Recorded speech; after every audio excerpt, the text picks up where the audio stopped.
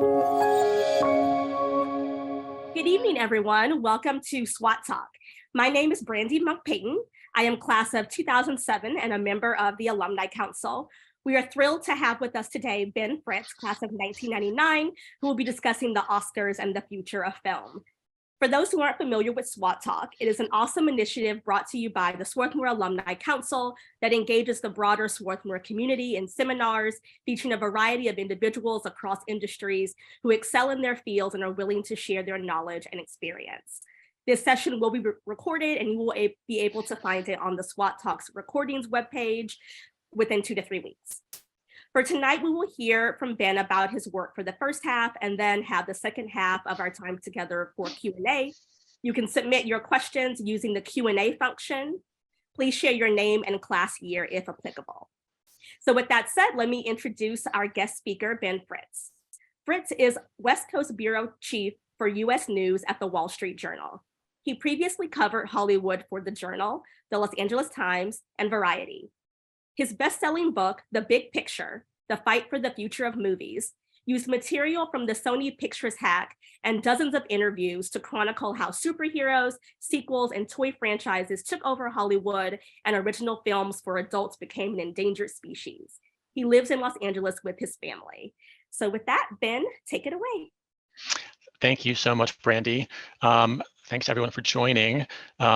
I was very flattered to be asked to do this and use the occasion of the Oscars that are coming up in a couple of weeks to talk about where the film is in its very kind of precarious state. Movies are not the dominant cultural force or business that they used to be. And how important are the Oscars? How important is film? That's what I want to talk about today. It's sort of base this on all the research I did for my book that Brandy mentioned, and also, almost 20 years of reporting on Hollywood, talking to studio executives and agents and producers and filmmakers and so on. So first, let's talk about the Oscars. The Oscars have a problem, which I'm sure a lot of you know, which is quite simply fewer and fewer people are watching them. And I thought I'd start just by sharing this simple chart, which is, as you can see, the number of people watching the Oscars every year has been declining essentially since 2014, almost every year. Even 2021 obviously was the biggest COVID dip, but even still, the numbers are nowhere close to where they used to be. Less than half. They used to be typically around 40 million. Now we're under 20 million. The Oscars used to be the biggest pop culture event of the year. One of the biggest TV events of the year, bested only by the Super Bowl, and now they're nowhere close to that. So why is that, right? Well, obviously live television is not as big as it used to be now that we live in the world of streaming, but that can't be entirely it because people still watch sports. They still watch the Super Bowl, they still watch football. There are questions about, whether or not, Hollywood's diversity issues are turning away people, the fact that it's a long and boring show, the Oscars, but that's been true for decades. That's not a new phenomenon.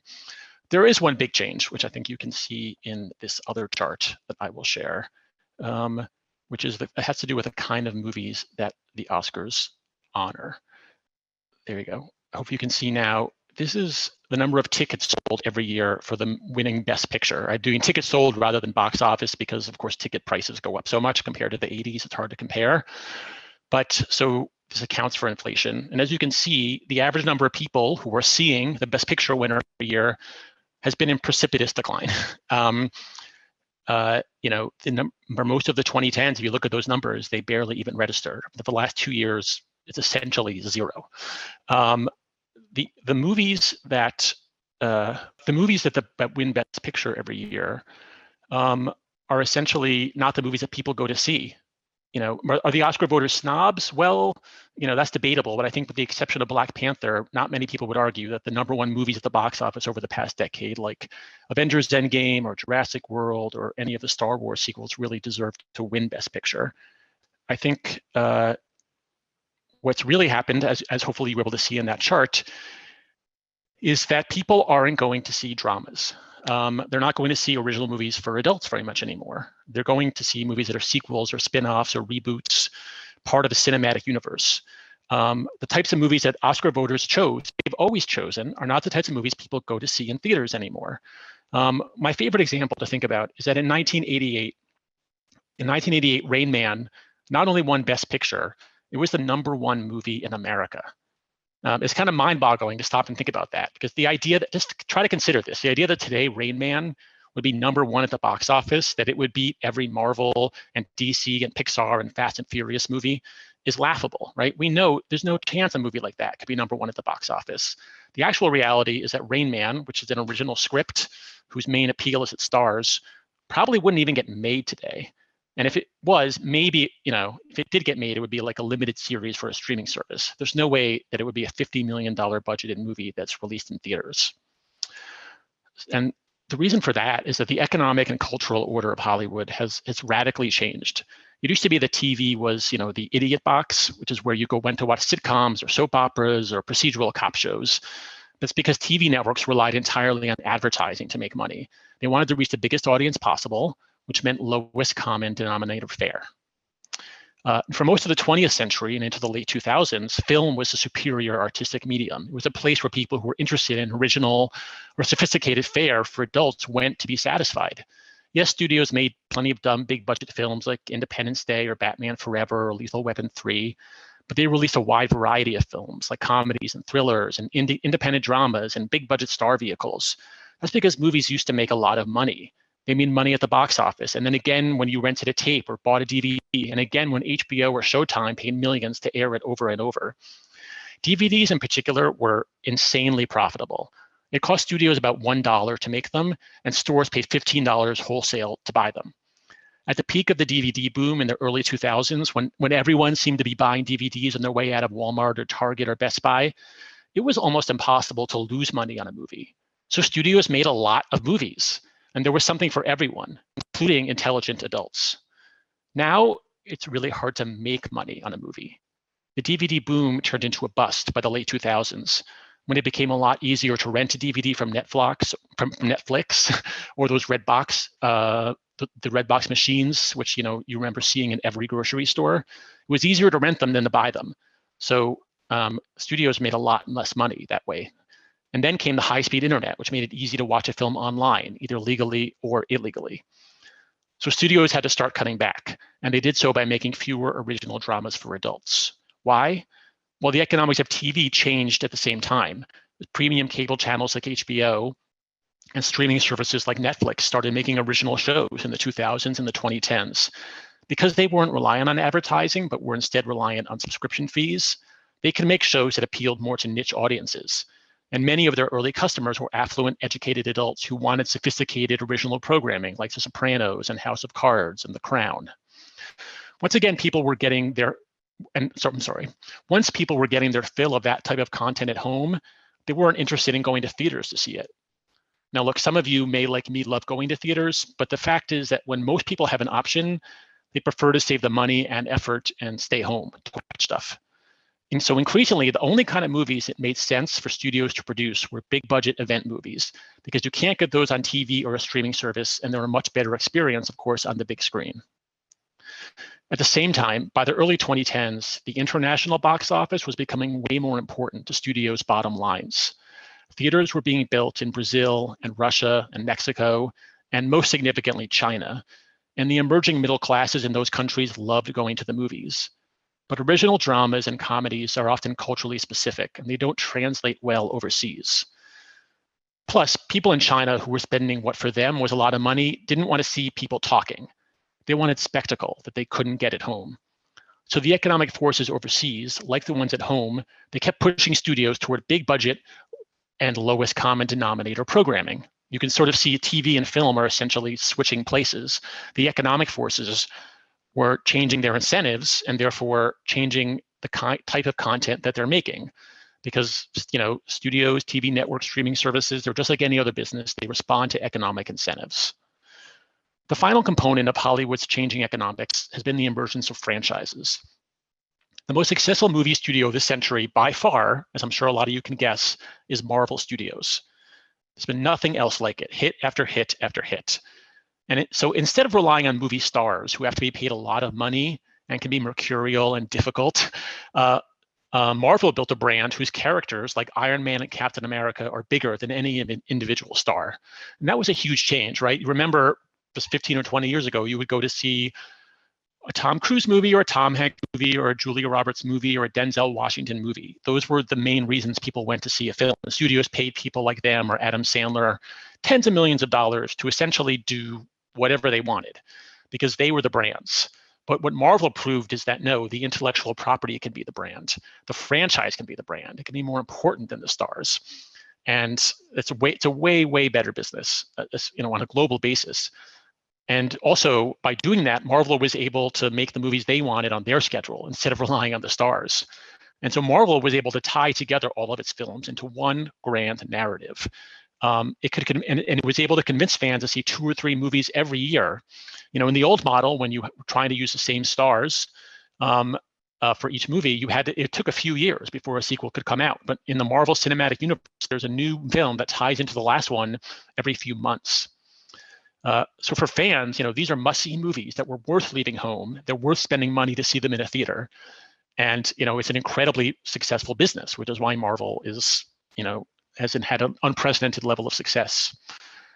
Franchises work well in the US, and they work really well overseas because people are drawn to familiar brands.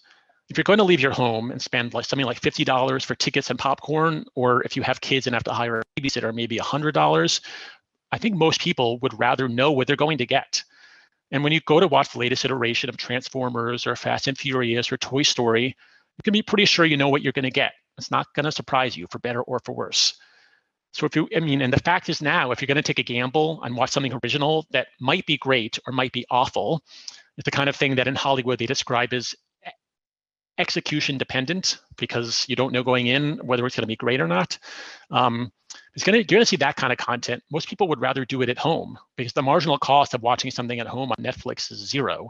And if you don't like it, you can just switch to something new with a few clicks of the remote. So people would much rather watch original stuff at home. And when they're going to spend a lot of money and go out of the house, they want to know what they're going to get. So again, more forces pushing the studios toward franchises, towards predictable types of movies. In addition, franchises are way more profitable in the long run. Just to take one example, the Despicable Me movies, they make a lot of money on their own. Each one is profitable, but also each success spawns more sequels and spin-offs and toys and pajamas and theme park rides, right? It creates a whole new brand with money coming for years and years. Whereas to take a successful drama like La La Land, right? That movie made a lot of money, but that was it. It was one and done. There's no La La Land theme park ride in the works, to my knowledge. Now every major entertainment company has their own streaming service that competes with Netflix. There's Warner's HBO Max, there's Disney Plus, there's Paramount Plus, there's NBC's Peacock. During the pandemic, they all started releasing films on those services out of necessity. But it turned out that people got used to that convenience. They like watching their movies at home on a streaming service, and they're not returning to theaters the way that they used to go. Every movie theater in America is back in business, but box office receipts were off by about 1/3 last year from their pre-pandemic totals. And there's no indication they're ever going to fully recover. People are just not going to movies the way they used to. On average, the average American would go to see something like 5 movies every year. And the data shows now it's more like 3. So because of that reality, with a handful of exceptions at each studio, they now release pretty much all of their non-franchise films directly on their streaming service. Maybe there'll be a small theatrical release in major cities, but that's pretty much it. They're not releasing these dramas nationwide, again, with very few exceptions. And of course, the companies that came out of Silicon Valley and are now in entertainment, like Netflix and Amazon and Apple, they rarely release their movies in theaters at all. So last year's Best Picture winner was Coda, which was distributed by Apple. And if you look up its box office grosses, the number is 0. I mean, essentially nobody saw that movie in a theater. If you live in a major city, there may have been a few theaters where you could see it for a few weeks, but basically nobody did. Which means essentially that the Best Picture winner last year was a made-for-television film. It's kind of amazing when you think about it, right? It's a movie, it was the best movie of the year, and basically nobody saw it in a movie theater. Recently, Wall Street has begun pressuring entertainment companies to increase the profits from their streaming services, rather than pursue growth at all costs. Once again, movies are the victims, particularly original ones for adults. They cost more to produce per hour than most TV shows, and they often get lost in the overwhelming sea of content that we all find on the homepage of streaming apps. I don't know how many of you have even heard of let alone watched movies called Emancipation, or Bardo, or Raymond and Ray, or The Independent, or The Rebellious Life of Mrs. Parks. These are all mid-budget original movies for adults that premiered on streaming services last year and came and went with virtually no one noticing, including Oscar voters. And yeah, I had to look them up myself because I didn't know that most of those films existed either, and I follow this stuff for a living. So what does that mean for the future of film? Well, there are going to be fewer movies made. As a result, there are probably also going to be fewer theaters, and the tickets are going to be much more expensive than they are now, because most people are only going to go a few times a year to see their favorite major franchise sequels. It's not going to be the way it was for a lot of us growing up, when you weren't sure what to do on a Saturday night, so you just went to the local multiplex and found something random to watch. The non-franchise movies that do get made are usually going to go straight to streaming, but there are going to be fewer of those as well. So if you're someone who loves movies, which we would define as a visual story that's meant to be finished in one sitting of 2 or 3 hours, rather than episodic over 8 or 10 episodes and potentially several seasons, that's bad news, especially if you like seeing movies in theaters and you don't live in a major city close to one of the few remaining art house cinemas. On the other hand, despite some recent cutbacks, there is undeniably more content, broadly defined, being released than ever before, right? I'm sure we all know, if you turn on Amazon or Netflix or Disney Plus or HBO Max, there's so much stuff, right? You probably can't keep track of it all. You haven't heard of half of it. Your friends telling you all the time, oh, have you seen this show? Have you seen this show? Have you seen this movie? And I actually have a list on my phone of things I try to keep track of watching, and it just gets longer and longer. No matter how much I watch, it seems like I cannot keep up. So there's so much good stuff to watch, and if all you care about is just seeing good entertainment, you don't care if it's technically a movie or if it's technically a limited series or if it's just a television show or whatever, and you don't care what kind of screen you watch it on, then we live in a golden age, I'd have to say. This is the best time for making content and finding the type of content you watch that's really ever been in our lifetimes. There's just more good stuff to watch. So to sort of come back around to where we started, what does this mean for the Oscars? Well, the Oscars were created to honor movies, not TV shows. But as Coda proved, the Academy is already stretching the definition of film to include ones that virtually nobody saw in a theater. Now, look, this year's Best Picture is based on the awards we've already seen. The Producers Guild Awards, the SAG Awards, etc. It's likely to be everything, everywhere, all at once. I think that would be good for a variety of reasons. It's a good movie. It's really cool. It's creative. And it grossed $73 million domestically, which would be the second highest total for a Best Picture winner in the past decade. But still, if you consider that chart I shared earlier, it's on the very low end. Rain Man grossed $173 million in 1988, when tickets cost less than half as much as they do now. So the bar for success for an original movie has gotten much lower. And the fact that we consider Everything Everywhere All at Once to be a big hit is kind of a sad statement, basically, on what it takes to be a hit these days if you're not a Marvel movie or a Fast and Furious movie. And so as movies become a less and less important parts of our popular culture, I think the Academy Awards probably will as well. They're never going to get back up to anything like Super Bowl levels. They're not going to go away, but they may end up being they may end up being an event that's more on the scale of the Tony Awards, honestly, which is people love theater. There's a few million people who watch the awards every year, and these are the people who can afford to go see the Broadway shows a few times a year and spend a lot of money to see them. I think that's where we see film going. It's a little bit more of a niche. And I think for people who are growing up now, the idea that movies are this distinct category of entertainment that's different than, let alone superior to, a TV show, a limited series, maybe even a YouTube series that they watch on some app on their phone or tablet, it's not going to be important. And the idea that there's an award show that's distinctly to honor movies is only going to appeal to a subset of Americans who care about film as a distinct art form. It's certainly not a superior business anymore. And, movies matter, but they don't matter that they used to, and they don't matter that way to as many people. And the only way that they do, the only thing that makes them stand out is the big franchise, which is great if you love them. And I think it's great that, a lot of them are fun, But it's kind of a shame that we're not going to have the broad array of movies, and we're not going to. And for those movies that are not franchises, that we're not going to. A lot of us are not going to see them in theaters, in the dark, with a crowd of people, where nobody's, at least if they're well mannered, nobody's looking at their phone, nobody's distracted, and you're with a crowd of people watching a film all together. The other great thing I think about seeing movies in theaters that I'm sad about losing is when everybody sees a movie at the same time, then we come out and we talk about it. That's how a film becomes an event. I think when we all have it on our Netflix queue and we just kind of get around to watching it whenever we want to, maybe I see it right away this week. Maybe Brandy keeps it on her list and doesn't get around to it for a few months. Then you don't have a cultural event. And you think of a film like Get Out, it became a cultural event because it was in the theaters for like about a month. We all saw it at around the same time. And when we did, we saw it in a crowd with our friends or family, and they came out talking about it. That's what creates cultural events.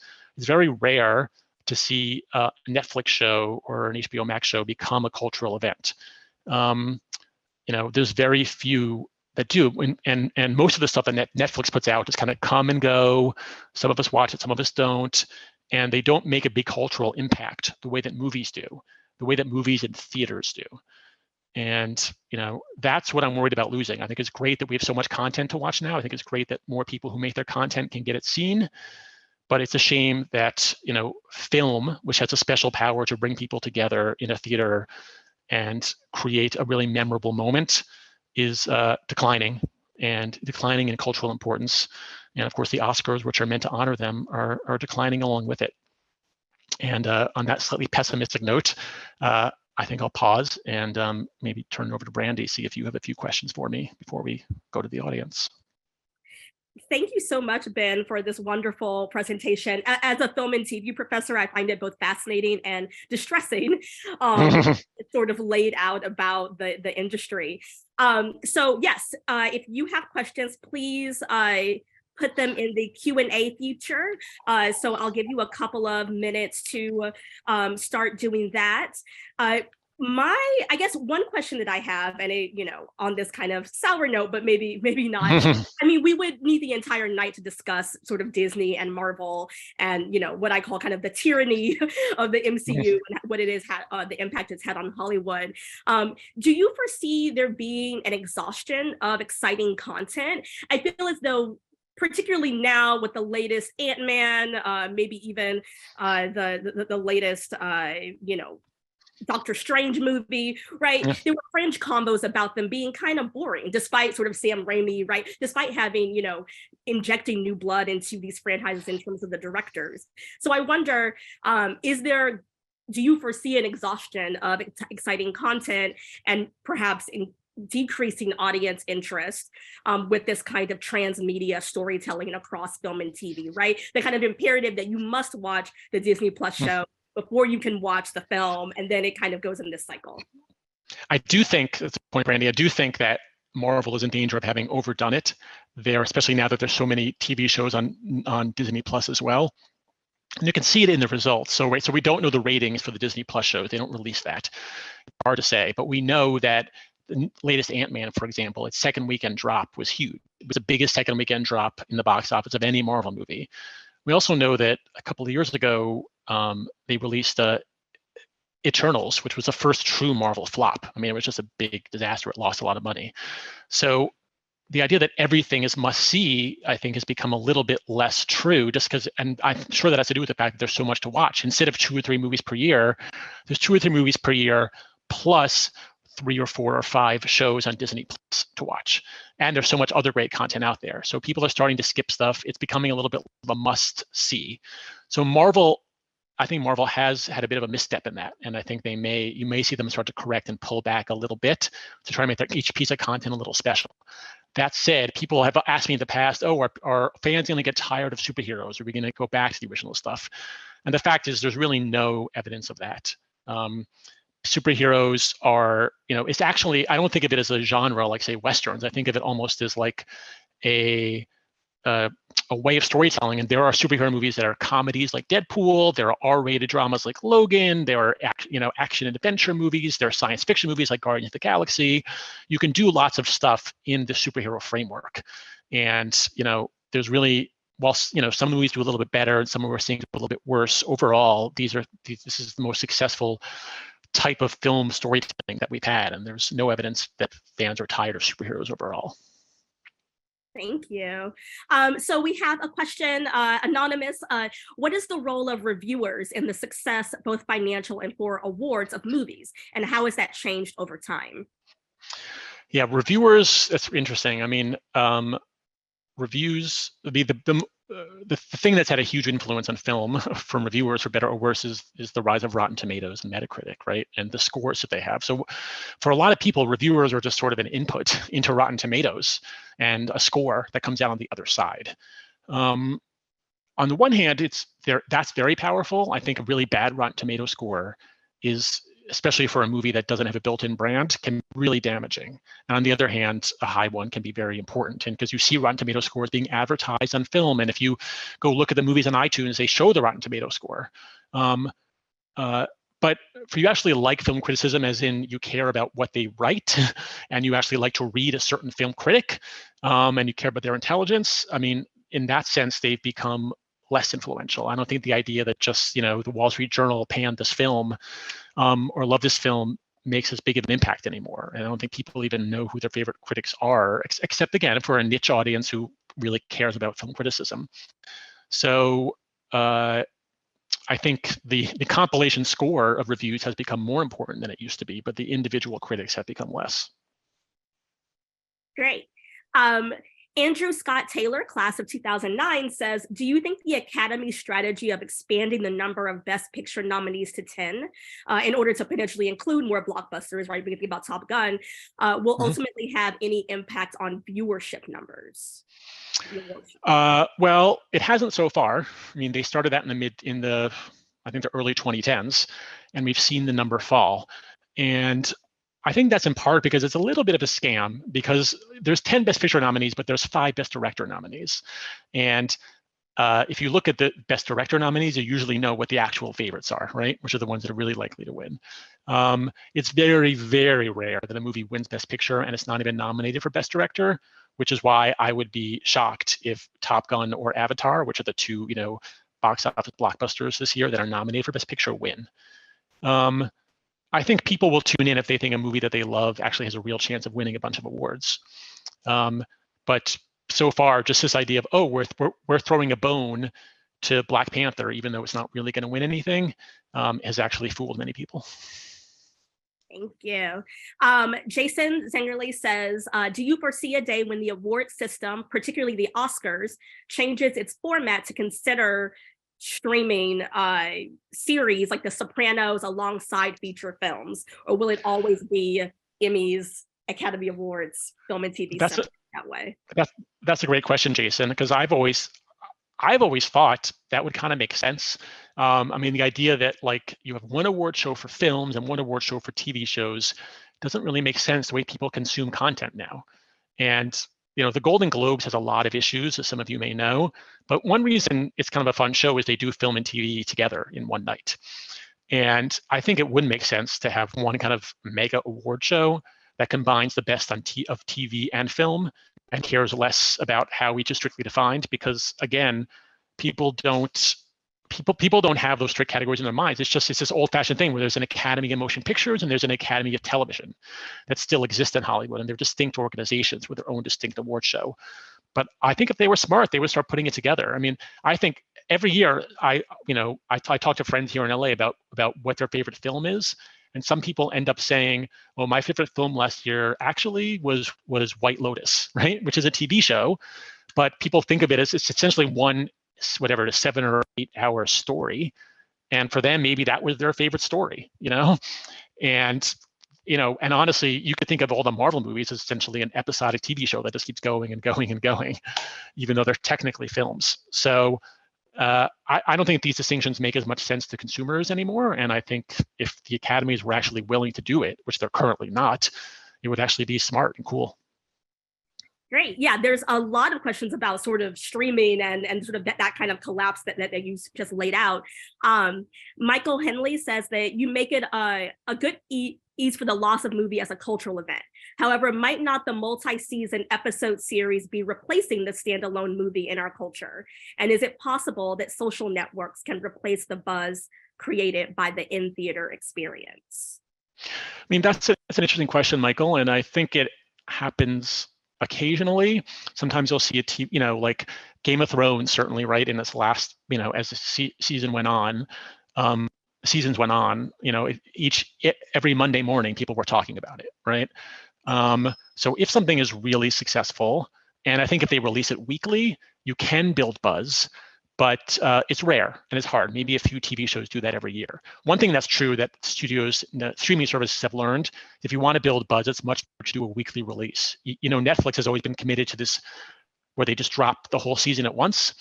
And the problem with that is, you can't build buzz when it's just the whole thing to watch all at once. It's just an event, and the fans watch it in 2 nights, and it's over, right?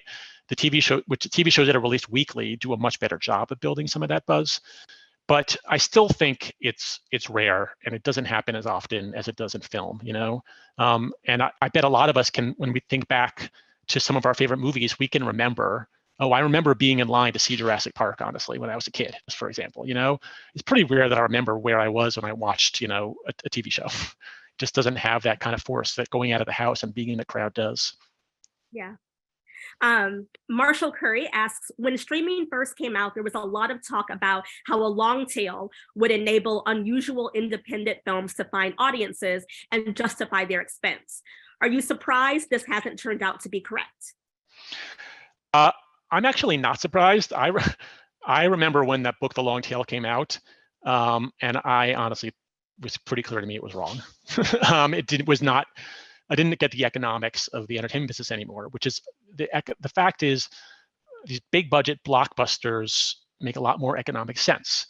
Look, the great thing about YouTube and Spotify is there's room for everything, right? So you can, if you make a song now or you create a video, you can get it released. You don't have to go through the gatekeepers of studios or networks or labels anymore.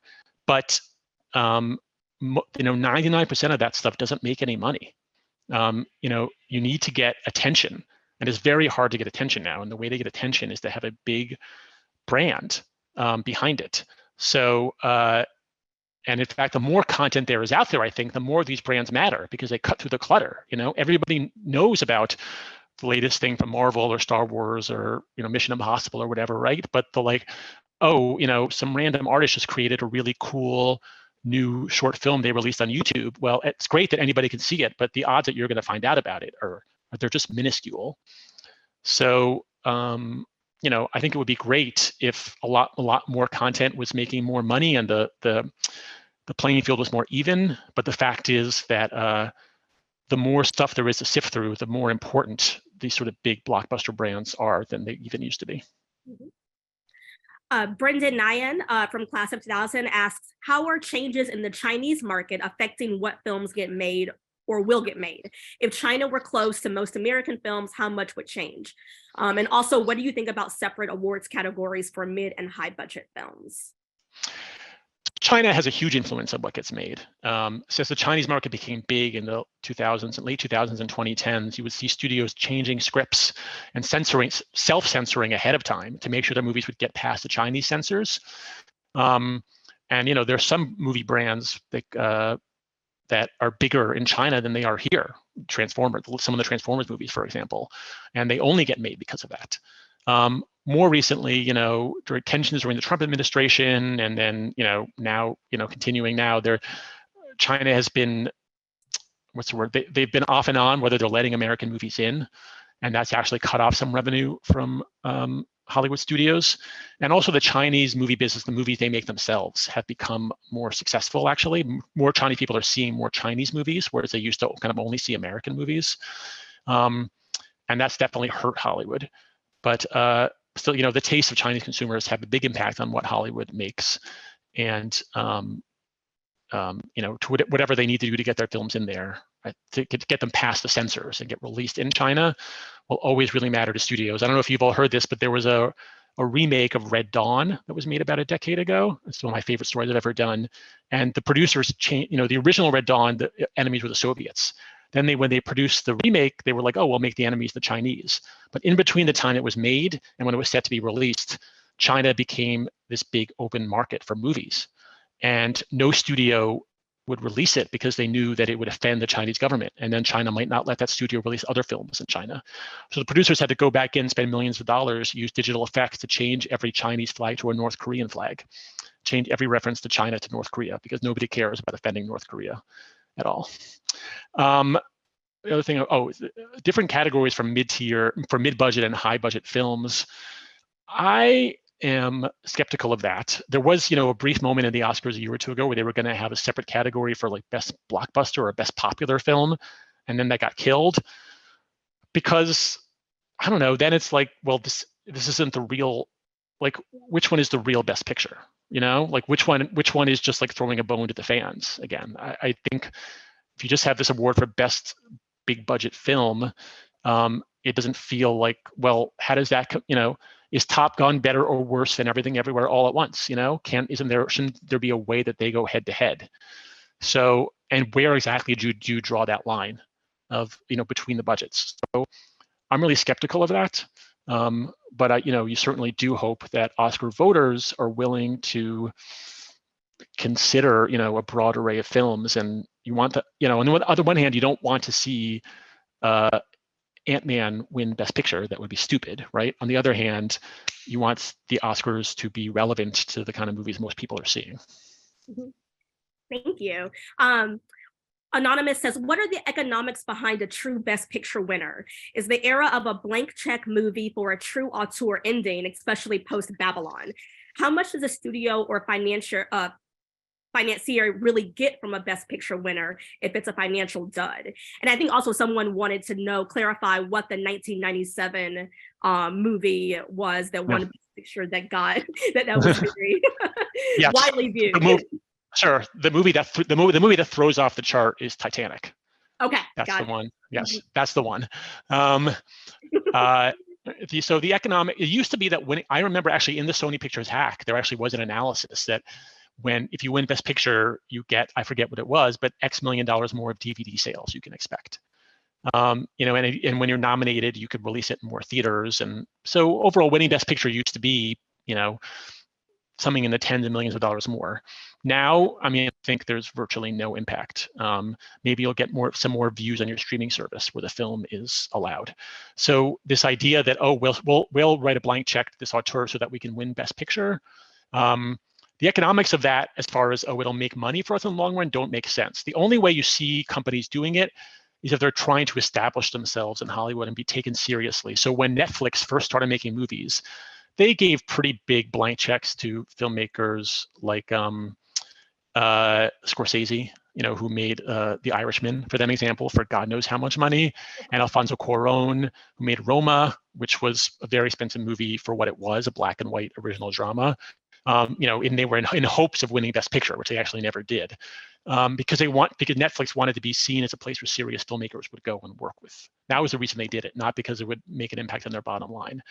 And that does point, to this ongoing trend where the idea that there are certain filmmakers who are just given blank checks to make a great movie, and that barely happens anymore. And you pointed to to Babylon, which is a recent example of one of the rare times it happened, and it was a total dud. The movie lost a lot of money for Paramount.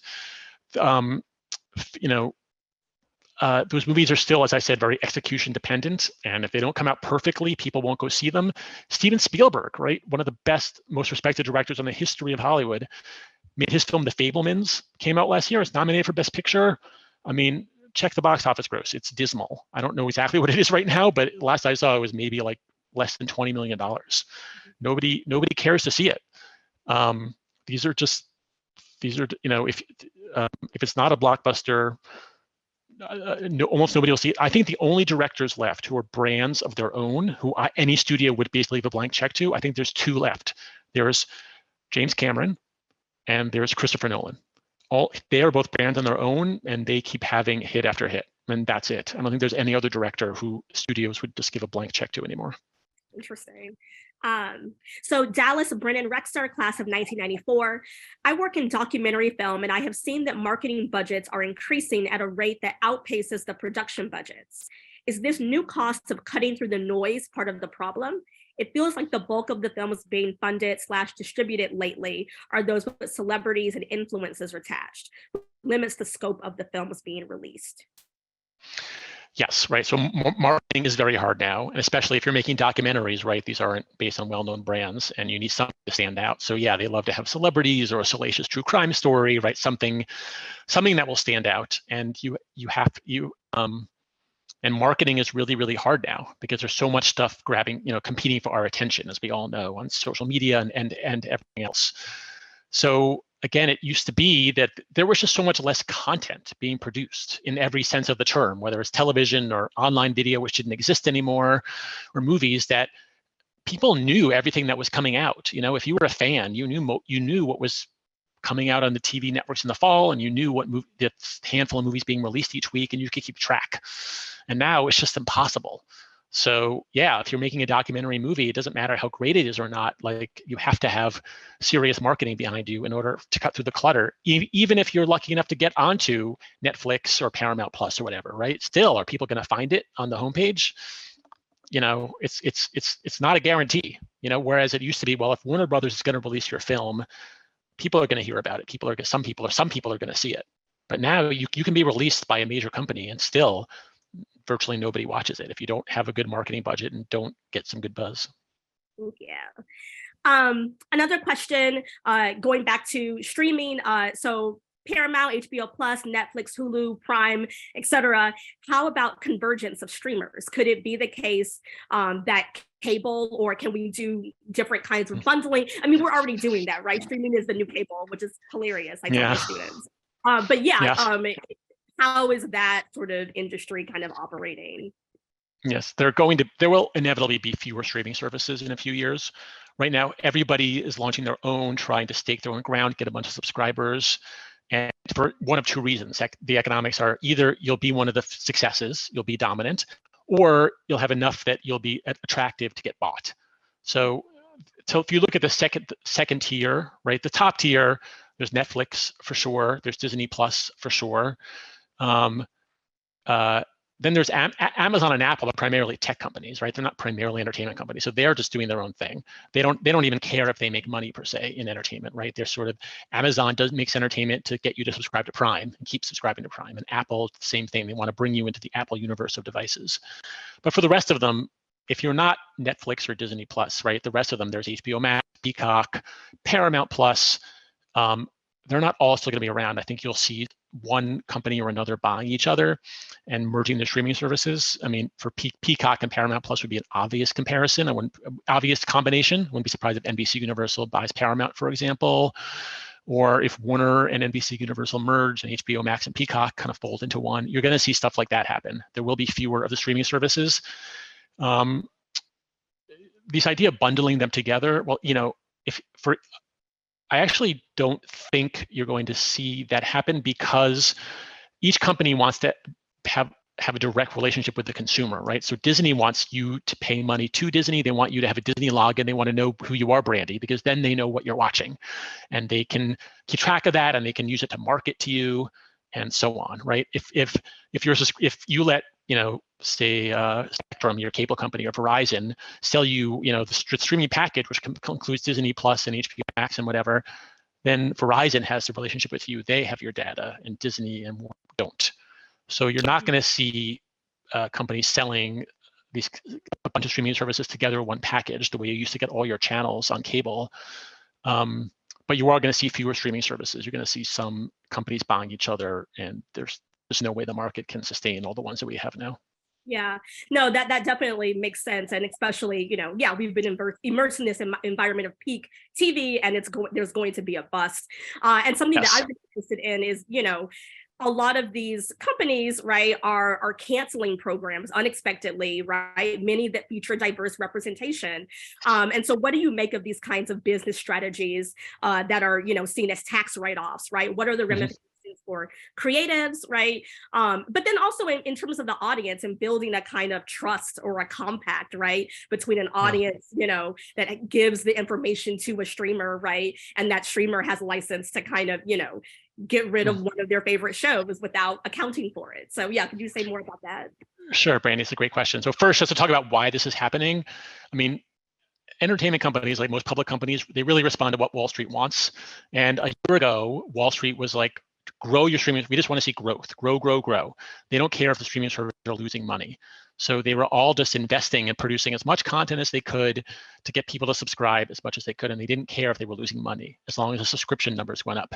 Then sometime point last year, I think because of some problems in Netflix's projections, financial projections, all of a sudden they were like, hey, we want you to actually make a profit on these streaming services. So they were all losing money and they all said, shoot, we're going to have to cut back.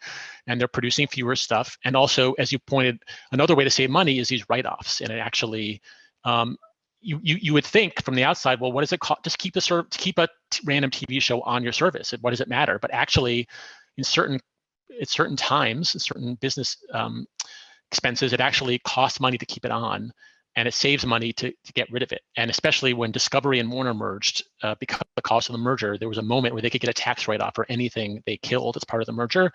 So a bunch of shows disappeared from HBO Max.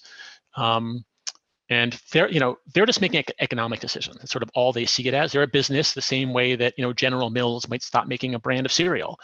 But the fact is, it's in entertainment, fans really care. Content is meaningful to people. And you pointed to one reason it can be meaningful, of course, is for a lot of minorities, having representation in a TV show or film is really important to people.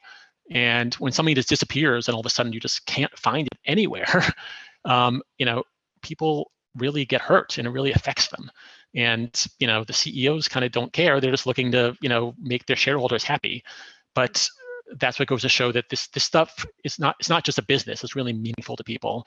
And I think it is a shame that there's not some mechanism that essentially they can, sell it back to people or make it available on some, just somehow keep it alive, because rather than the economics working in order to save money, they have to literally eliminate it from the internet, which sucks.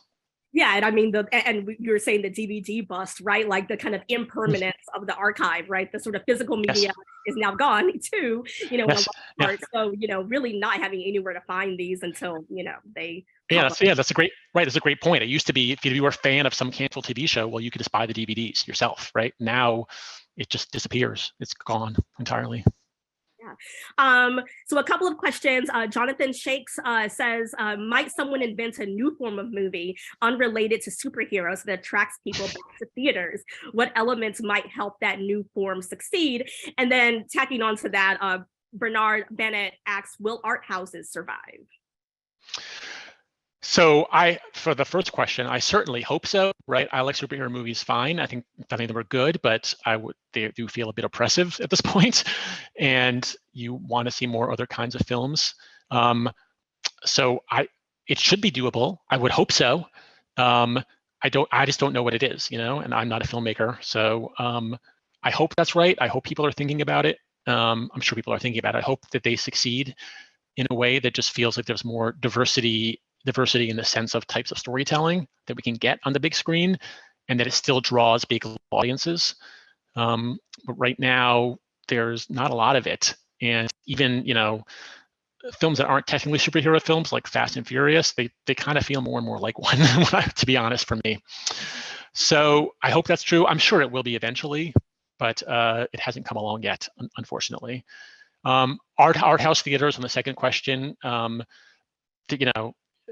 like the vinyl record stores, right? I mean, there are still some left, but there's not going to be a lot. But I think there will be some in the major cities, because there are still some people who, even when the movie is available on the streaming service, they would prefer to go to the theater. That is a market. It's not a big market, but it is a market. And so, and if you're, say Searchlight Pictures, which releases a lot of their movies on Hulu simultaneously, or even your Netflix, you're happy to release your movie in a theater. You have nothing to lose. People who want to go spend the $15 for a ticket, great. So you'll see a few art house theaters in cities that have big enough audiences to sustain them. But it's not going to be a big business. And unfortunately, if you don't live in a major city, you may not have access to see these films in theaters at all. Yeah. Yeah. And I mean, I think that, speaking to that, will people go back to the theaters? I mean, there's, genre movies are still, doing well. Not, I mean, movies like Megan or, Smile, right? Horror is a kind of interesting sort of place to look for innovation, I guess, and risk. Yes. Yeah, that's a great point, Brandy, that I haven't talked about. This only genre of film besides, big franchises that still works in theaters is horror. And it's interesting. A few years ago, I would have said horror and comedy because you'd like to be in a crowd to watch comedies, but somehow people don't care about going to theaters for comedies anymore either. They're happy to watch those at home. But obviously horror is really fun in the dark. It's really fun with a crowd to get scared together and screams together. And that has sustained itself. And you see lots of horror movies still doing well. And that's good, at least, even though it's only one other genre. Yeah. We have a few more minutes, so if you have any more questions, please feel free to put them in the Q&A. Another question, will re-releases in theaters like Titanic be an increasing trend as original box office declines? Or are the studios too locked into keeping the big movies of prior years on streaming? There will be some re-releases. That's interesting. And the reason is sometimes some of these movie theaters, especially the ones with a lot of screens, now that there's fewer films being released, there's some weeks where they're like, they just need content. They need something to throw up on the screen. I mean, there are some, it used to be there were 4 or 5 or 6 new movies coming out every week. There was enough to fill these multiplexes, no problem. Now there's not. There are some weeks, especially in like the winter, when there's one new movie. That's it. So they need more stuff to put up. They need re-releases. Sometimes they do these live events. They'll show like a sporting event or an opera or something. There needs to be stuff to put up. So. And the studio, I don't think the studios are hurt, but it doesn't hurt the studios at all to re-release Titanic or Avatar or whatever else. If there's an audience for it, I mean, it's not going to draw a big audience, but something to put on a screen, and it's another one way to make a little bit of money. So yeah, we'll see some of those, and if you're the kind of person who likes to go see them, that is a cool opportunity. Great. Julia Berkman asks, do you think small, intimate films like After Sun will ever have a chance of a Best Picture or Best Director nomination? I don't see why not. I think After Sun has an acting nomination at least, and there are movies being nominated like that gross very little money, like The Banshees of Inisherin and The Fabelmans. So small films can do well. I mean, After Sun is a very good movie, and it's kind of a shame that maybe that didn't get nominated for more. But yeah, there are small movies that kind of break through, at least in the sense of Oscar voters, and get attention. So I think that's always a possibility. The problem is more the other way. Can the movies that a lot of people are seeing also resonate with Oscar voters? And can they balance, right? Because you don't want the Oscars to just reward what's popular. You want them to surface things that people may not have heard of. But you also don't want it to be this kind of exercise that's only for elites who like to go to art house theaters, and for it to be irrelevant to 99% of the population. So that's sort of the balance the Oscars have to try and strike. Great. Steve Smith asks, I totally get the idea of movies as cultural events. I don't think we'll ever see something like that again in our fractured bowling alone at home culture. Do you think there is a way for the industry to artificially create that kind of cultural event? What can the industry do in that regard? That's a good question. I do think, and I actually have said this, I do think the Hollywood needs to do a lot more to try to create, instead of being like, okay, we're Warner Brothers competing with NBC Universal, competing with Netflix. If they care about film and they care about pop culture, movies mattering, they need to do more to make movies matter, especially to younger people. And how can come together as an industry to kind of advertise the importance of film? I actually was invited to an event a few years ago at the Academy that was to talk to some of the people running the Academy, or members, I should say, but what can they do to sort of make the Oscars more relevant? And I went, my big argument was, instead of being less about the rules of the Oscars, being like, what about things like, taking all the Best Picture nominees on tours of colleges, or having free, let students give them all for free one weekend, or, do some, an advertising campaign for theaters, or make the, have people at the Oscars talking about how important theaters are. I don't know, something like that. They need to do more to advertise and give discounts and promotions and whatever to make people care about theaters and care about movies as events, right? They need to build up the movie and event. They can't just rely on the fact that people love movies, people love theaters, because it's not true anymore. And I think it would be great if the industry put more effort into advertising how great going to movies together can be, and how important it is to do that and not just watch everything on your tablet. So I don't know what the most successful marketing campaign or promotion would be, but it would be great if the industry did something. That's a really creative idea. Like, I never thought about that kind of marketing. And I think, in large part, it is young people. But I also think, since the hashtag Oscars so white, right, there has been a kind of question around the legitimation, right, of the Oscars. And so David Tornquist asked, do the industry changes you've described affect studio campaigns for Oscar nominations? And what is your take on the Andrea Riseborough Best Actress nomination controversy? Because I think that also sort of, plays into it, right? Like, how do we sort of, see the Oscars as a, transparent organization that will, be, yeah. Yes. It's a very interesting question to me. I actually was part of a reporting team at the LA Times that found out we got for the first time got the names of every member of the Academy, and we reported on what on gender and racial diversity for the first time. This was like a decade ago, and it was appalling then, and it was the first time people knew about it. So the Academy's always been very non-transparent. And part of it is these for your consideration campaigns, like the questioner mentioned, and we are seeing basically less money being spent on them than there used to be, because the studios don't care as much about winning Oscars as they used to. There's still some for sure, but it's definitely less than I remember seeing. When I worked at Variety in the 2000s, I mean, every winter the paper would suddenly get twice as big, because it was just full of ads for every, and even movies that had no chance of winning, they would just they would just spend millions anyway to keep their talent satisfied and make it seem like they were trying. And Andrea Riseborough, which for people who don't know, was she's in this she has nominated for Best Actress in this extremely obscure film. I can't remember the name of it right now. Sorry, that nobody saw, and there was no advertising for it, and it was all via social media that she was pushed. And on the one hand, maybe that's cool because you don't want it to just be whoever's spending the most money on ads in the trades to get nominated, to win the nomination. On the other hand, for this movie that has grossed like $100,000, and for it all to happen via social media, you kind of have to. People were questioning, well, do people even really see this film that they nominated her for? I think you're going to see kind of more weird things like that happen. Weird in the sense of surprising and hard to explain. Now that now that sort of the pop culture universe is fracturing so much, and we're not all seeing the same things. We don't sort of know what the best contenders are.